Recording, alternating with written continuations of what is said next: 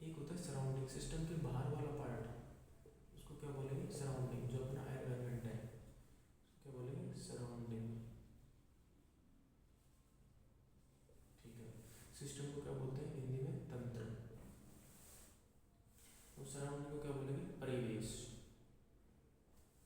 System और surrounding को separate करने वाली एक लाइन होती है, एक दीवार होती है, एक सीमा होती है, जिसको क्या बोलते हैं, बाउंड्री।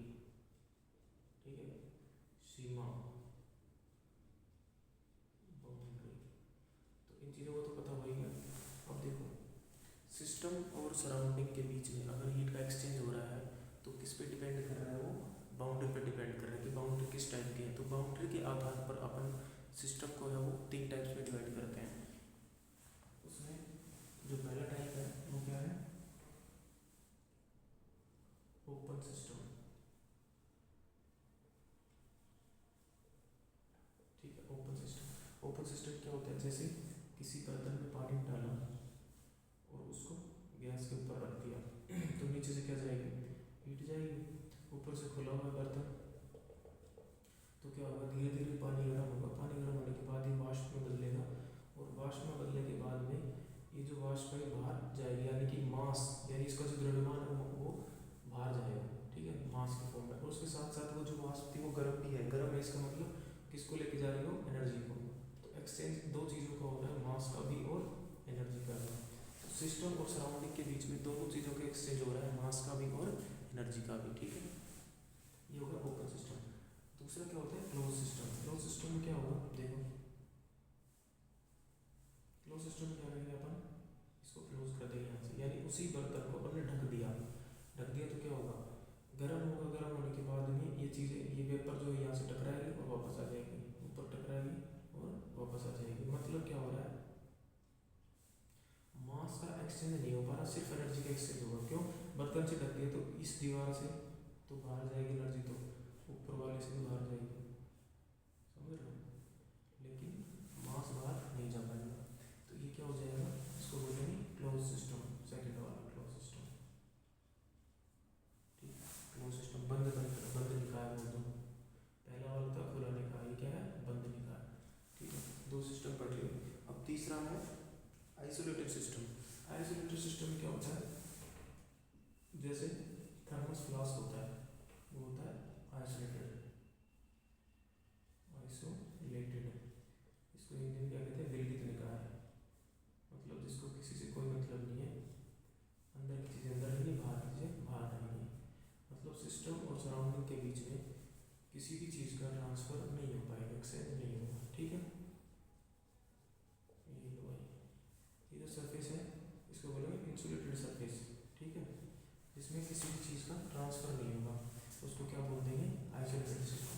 बस 3 टाइप के सिस्टम्स हो गए, ओपन, क्लोज एंड आइसोलेटेड। ठीक है,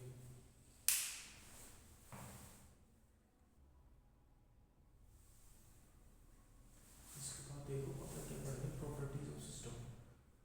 प्रॉपर्टीज ऑफ सिस्टम यानी तंत्र की प्रॉपर्टीज। तो प्रॉपर्टीज दो प्रकार की होती हैं, एक होती है एक्सटेंसिव, एक्सटेंसिव, और एक होती है इंटेंसिव। इंटेंसिव, एक्सटेंसिव क्या होती है, जो मास पे डिपेंड करते हैं, यानी द्रव्यमान पे डिपेंड करती है, मास डिपेंडेंट प्रॉपर्टी। ठीक है, ये कैसे होगी, मास इंडिपेंडेंट, द्रव्यमान पे डिपेंड नहीं करेंगे, मास इंडिपेंडेंट।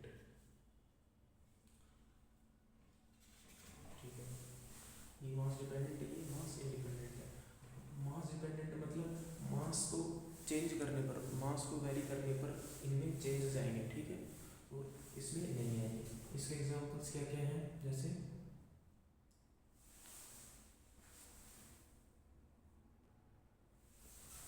देखो एग्जांपल्स क्या क्या है, देखो जो एक्सटेंसिव प्रॉपर्टीज है उसके एग्जांपल क्या क्या है, गिब्स एनर्जी। गिब्स एनर्जी क्या होती है आगे पढ़ेंगे। उसके बाद में एंथैल्पी, उसके बाद है एंट्रोपी। एंट्रोपी क्या होती है, एंट्रोपी होती है किसी भी गैस के पार्टिकल्स की जो पर्सनल एनर्जी होती है, जिसके कारण वो खुद घूमते हैं, उसको क्या बोलते हैं, एंट्रोपी।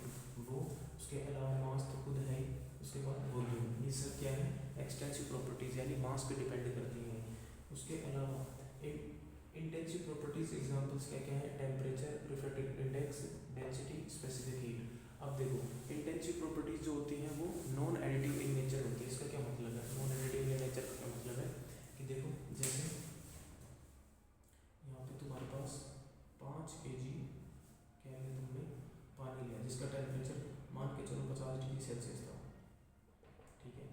ऐसा ही तुमने एक और बर्तन ले लिया जो क्या था 5 kg का था, उसमें भी टेम्परेचर कितना था 50 kg था, सॉरी 50 डिग्री सेल्सियस था, ठीक है।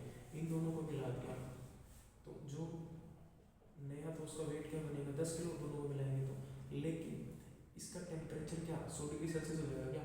बताओ 100 डिग्री सेल्सियस हो जाएगा? नहीं। क्यों? ऐसा थोड़ी होता है कि 50 डिग्री सेल्सियस का पानी 50 डिग्री सेल्सियस से मिला देंगे 100 डिग्री सेल्सियस होगा, नहीं। इसका टेम्परेचर लगभग 50 के ही अराउंड आएगा, 50 से एक दो कम या एक दो ज़्यादा होगा।